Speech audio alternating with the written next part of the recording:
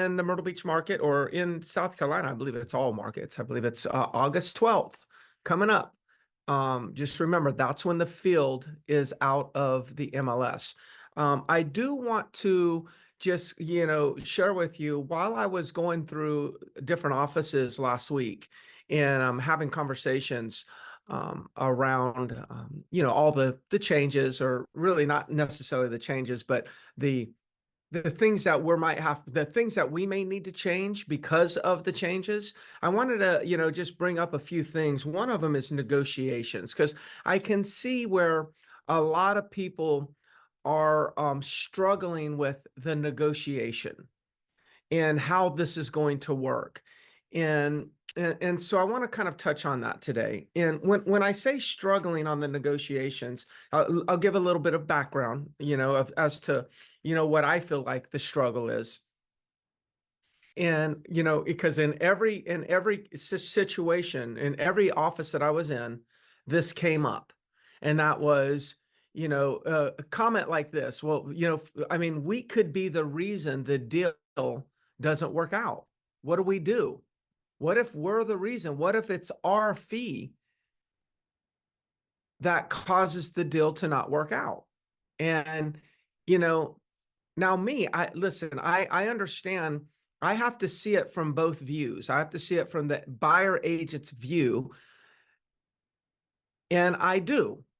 Now, what I'm hoping, though, is that you'll be just as responsible as I am and see it from my view, and then determine how to handle it from there. So, like, my view is this: when you say this, and this is just when you say, "God, we could be the reason," I don't want to be the reason the deal doesn't work out. The buyer might fall in love with it, and it's kind of like a situation where they can't get it because they have to pay me. And in my view, here's what I'm doing, and I mean this. I'm really doing this. Maybe not physically, but I'm mentally going through this process. I'm like, what are you talking about? Now, from the buyer agent's view, I totally can see what you're talking about. But from my view, I'm sitting here saying, what are you talking about? See, there's a cost of doing a transaction. There was a cost before, there's a cost now. And here's what's really interesting. The cost is the same. It didn't go up. There's no difference in the cost. Before, there was compensation given consideration in the price. It was built into the price. And now, let's just call it, you got before NAR and then you got after NAR, right? Before NAR is built into the price. After NAR, we're building it into the price.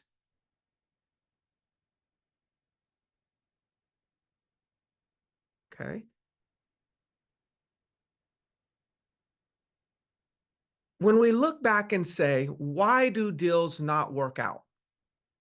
And I'm kind of generalizing here, but for the most part, in most cases, when a deal doesn't work out, it's because the buyer doesn't agree what they're going to have to give in the form of money, or the seller doesn't agree what they're going to get in the form of money. Now, all of you have had deals where a buyer looked at a property and they says, okay, I'm going to have to pay, the seller's not going to come under $300,000. So I got to pay $300,000. And I know that I've got to replace the AC, and the seller's not willing to give me $5,000 to replace the AC. The home inspector says it's on its last leg. It's already broke. Even though it's still giving me some air, it's already broke. It's going to cost you $5,000. Buyer gets the estimate. And then the buyer says, you know what? I don't think the house is worth $300,000 plus me having to pay another $5,000 in an AC. And there's times when we go back and say, okay, we go back and negotiate with the seller and we say, well, we'll give you $300,000, but you got to give us $5,000 for the AC. So it's really $295,000. And the seller says no. And sometimes the seller will say, I'll tell you what we'll do. We'll counter at $305,000 and give you $5,000 for the AC. And the buyer says no. And I ask you, what do you do? What do you do? When you have a buyer and a seller, a buyer says, I'm not giving any more. And a seller says, I'm not taking any less. What happens? The deal doesn't go through. Now I'll give you a different scenario. $300,000 purchase price. And you know there's a $10,000 roof repair. So what does the buyer think? The buyer says $300,000 and the roof needs $10,000. So what does the buyer think? The buyer says in their minds, that property's really going to cost me $310,000. Buyer doesn't think it's worth $310,000. So the buyer offers $290,000. Seller counters at $295,000. And $295,000 plus $10,000 means the seller really countered at $305,000. And the buyer doesn't think it's worth $305,000. The deal doesn't go through. So now let's talk about compensation. The compensation is the price is $300,000, and you're building into the agreement that the seller is going to contribute for the compensation. So the person's offering $300,000. Asking $300,000, and the compensation is $9,000. So in the seller's mind, the real net offer is $293,000. In the buyer's mind, the actual the offer is $300,000 plus $9,000 towards, or well, it depends on what they're asking, but let's just say let's say that the buyer offered $300,000 and seller has to pay the $9,000. So from a seller standpoint, their $300,000 offer with $9,000 going to closing costs is really $291,000 as a net offer. And that's what they'll be basing it on. And if the seller thinks that that's not enough, then the seller's going to counter. The seller's going to counter, no, well, we'll take $304,000 and pay the $9,000. So then that makes it $295,000. And then your buyer says $295,000. I either like it or I don't like it. Oh, well, no, I'm sorry. $295,000 is the net. It would be $304,000 for the buyer. I'm sorry. So the seller makes their decision based on $295,000 and the buyer makes their decision based on $304,000. What I'm doing here is it doesn't matter what the item is. What matters is what is the value of the item. It doesn't matter if it's a commission, if it's a refrigerator, if it's a house, if it's a roof, if it's new landscaping. Every time you've talked to your buyers in the past, you looked at the price of the property, and if there was anything else, additional expenses, You all were already talking about that. Hey, look, yes, this now remember, you're going to have $5,000 more that you're going to have to invest in this property. You are already talking about that. So nothing has changed except the label.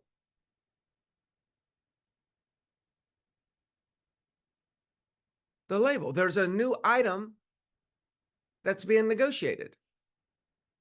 That was already being negotiated.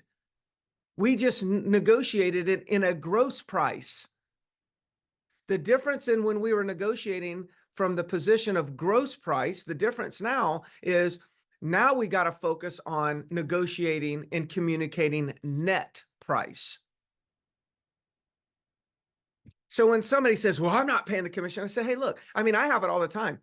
When some of you will bring me an offer, and the offer is $300,000 with $7,000 towards closing cost and repair allowance. When I go to my seller, I say, hey, I've got a great offer. I think it's doable. I think if we put our heads together, we're going to be able to put a deal together. The offer came in at $300,000, and they're asking for $7,000 in closing costs and some repair allowance. I think $3,000 towards repair allowance and $4,000 towards closing costs. But here's what I want us to talk about. I really don't really care what items they want us to pay. What I really want to focus on is what is the real offer. They're offering $300,000 with $7,000 in costs going back to them. So really the net offer is $293. So let's just talk about that, because to me, it all comes down to you getting the net that you need to get. It doesn't matter. I've always done that for years. It just didn't matter. Because I knew that if I went back and said, and I made a big deal out of it, I said, well, they're offering $300,000, but they need you to pay their closing costs and they need you to do this. And I kept talking about closing costs and repairs. They get emotional. They say they need to pay their own closing costs. I'm not paying their closing costs. Or they would say, my property's in great condition. That's like for personal enjoyment. They don't need to do that. That's not my problem that they don't like the color. Like I'd have to like deal with that and manage that dang conversation. But when I said, hey, this is the specifics of the contract, but I want us to focus on the net because that's all that matters, then they never talk about closing costs. Or if they say, I don't want to pay closing costs. Okay, good. Well, let's just say we don't pay closing costs, but their offer is $293. Well, I'm not taking $293. Well, what will you take? I'll take $296. Well, then let's make that our counter. You see, it's like, as soon as they say to me, oh, I'm not paying the closing costs. Okay, fine. Let's act like the closing costs didn't get there. And this whole offer was $293,000. I'm talking to the buyer. Let's act like these closing costs are not there. Basically the net sales price that they're countering at is $305,000. Yeah, but I think they should pay the commission. Oh, okay, I got that. Let's worry about the detail. Right now, they're at $305,000. We can figure out how to write the contract and how to structure the contract once we agree to the money side. The other part of it's more of a technicality.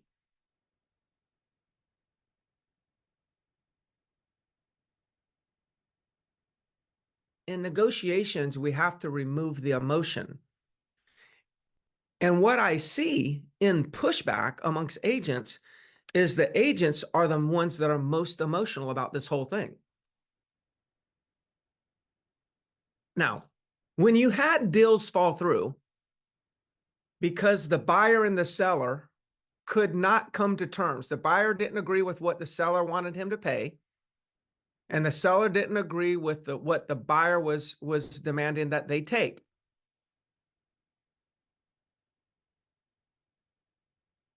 The deal was done, you walked away, and you went and found them another property.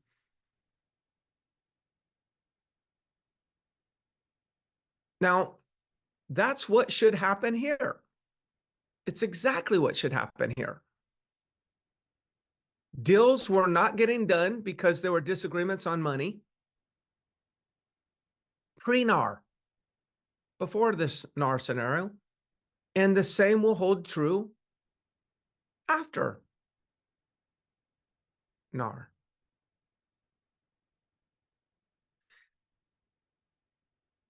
Really, it's as simple as that.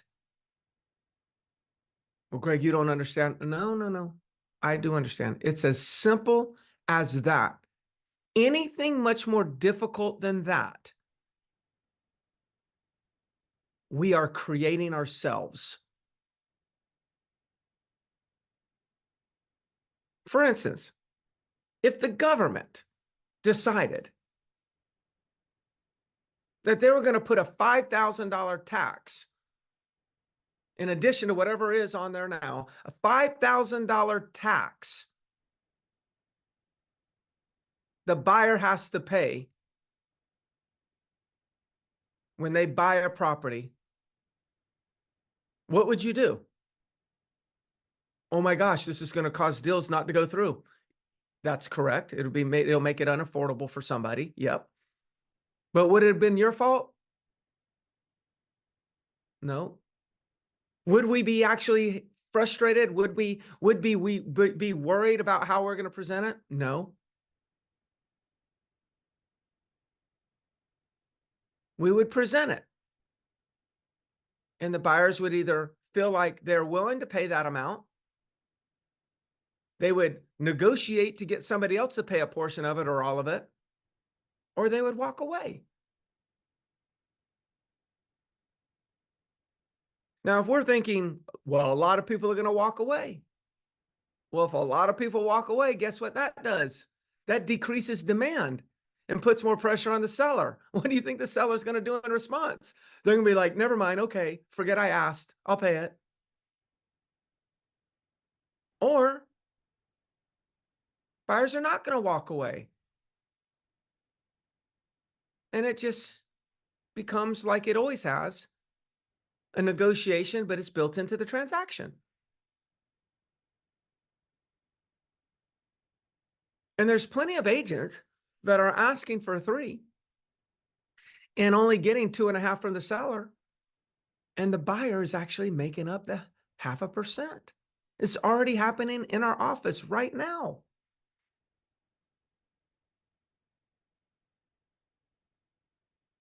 Jillian, do you think we should request a net sheet be presented with our offer to help list an agent?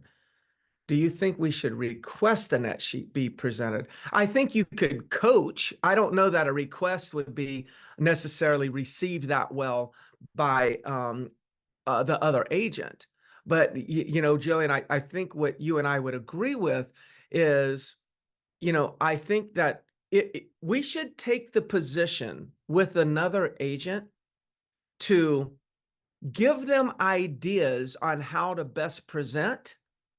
But you got to be careful, right? You got to be careful because we don't want the other agent to feel like, oh, well, we know it all. And so we're going to start teaching you how you need to do it. Because we just don't know what they've been talked about, what they're talking about in their offices, which most of them is nothing, but some of them have, but we just don't know. So you got to be careful because then the ego could set in. Oh, this Jillian girl is trying to tell me what to do, which I know you wouldn't do that, Jillian, but there's an art, right? And so the way that I'd go is say, hey, Jillian, you know what? I don't know if you've done some of these deals yet and how your deals are working out with this new commission structure, but what I've done in the past is I've just talked about net. No matter what you counter, and when it comes to any of the closing costs and whatnot, I'm going to be talking net and try to keep the focus on just what does the buyer have to pay? What is the seller going to get? And it seems like that's been really working out and getting deals done right now with this new stuff going on.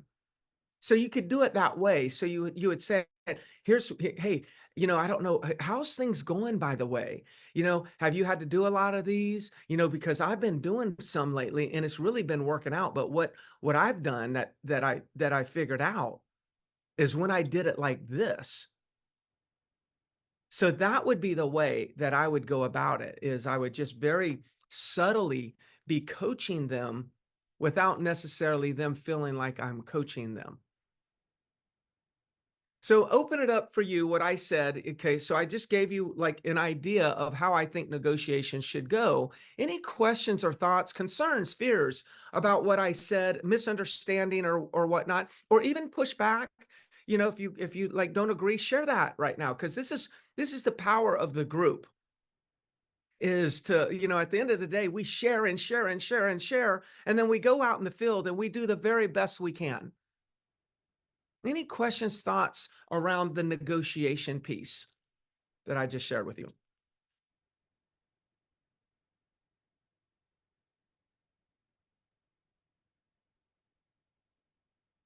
Only two things we need to face on this: ignorance and ego. Yeah, there's going to be, yeah, Kirk. I mean, Kirk, I think that, my friend in Indiana that gave me some reporting on what's going on in her MLS, because they've already been doing this, is kind of like that. That's what she told me. She says, make sure you tell your agents to be patient and understand, like, that there's some of the other people they're just, there's gonna, I mean, you look at it, maybe some of the bigger companies are talking to their agents, but some of the small companies, shoot, there is a very big team in our market, in one of our markets, who I know for sure actually still thinks that this thing is going to be appealed and they're going to actually not make the change on August 12th.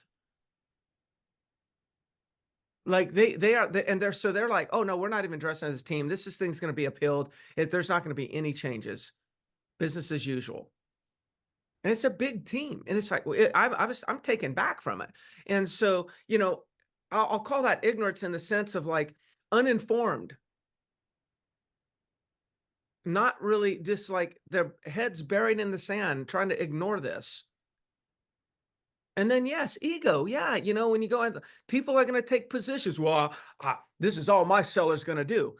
My seller said they're only giving 2.5%. They're only giving 1%. Whatever it is, it's like, really?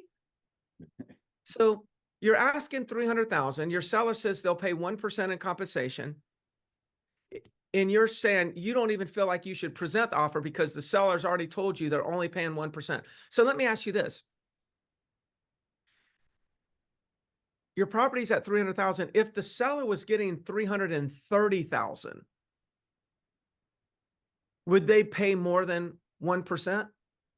Well, yeah, of course, if they're getting that price. Okay, so even though the seller said they're only paying 1%, you would present that offer, correct? Oh yeah, I'd present that offer. Mm-hmm. And so, like, see how it's not making any sense? That's right. Like 1% is 1%. That's right. But when I put in 30,000 as a hypothetical, then it becomes about net. See this, then the selling agent says, well, yeah, I'd present that because they're going to net more. That's what they're thinking. So when you talk about higher price, the listing agent will be thinking about net. But when you're thinking higher commission, they get emotional. It's ego and ignorance in a sense. Derek, I agree with what you've been saying about buyer commission. We are getting more of done. Last week, I got 3% on 2 contracts that were offering 2 and 2.5. Fantastic, Derek. Fantastic. Kirk says, had to school 2 agents last week, listing agents, and we made deals happen. In a way, and I think some of you that have been around me more than others, you probably know this. I feel like this is an opportunity, and it inspires me, even though it's painful to have to go through it. It does inspire me to know that we have an opportunity to educate real estate agents. That's why I've been meeting with other offices, competing offices, meeting with them and talking to them, generating a lot of goodwill. But at the same token, I feel like it's our duty. It's our duty as professionals to learn what we need to learn, present it the way we need to present it that helps our buyers and helps our sellers, and ultimately lead the market by example and help our fellow agent. Helping our fellow agent in subtle ways is helping you, is helping yourself. So once you, Kirk, Jillian, or anyone else, Samara, Teresa, any of you, kind of like keep calm, be patient, and share with another agent, hey, this is what I did on the last deal and it really worked. That's another way. That's another way to lead into, hey, just real quick, I wanted to talk to you because, I don't know if you got some ideas and whatnot, but this is what I did on the last deal and it really worked. We actually put 2 deals together last week by just doing this. I just thought I'd share with you. Like that type of thing. Help guiding them.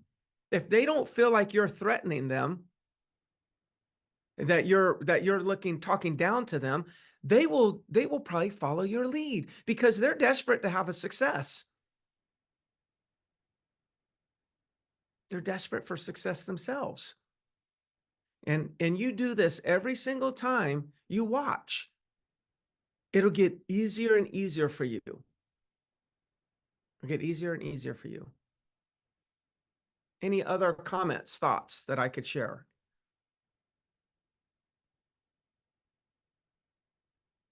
All right. Well, that's on negotiations. I know that the Harrelson group has a meeting this week. I think Barefoot has a meeting this week. So we'll continue to talk about forms in those meetings, and I'll be around to talk about other things too. But if there's anything I can do for you, if you're challenged at all in any of these negotiations or presentations with buyers and sellers, feel free to give me a ring. I'm going to be there, right there by your side, helping you through it, one case at a time until we knock it all out. All right, everybody, you all take care. Bye-bye.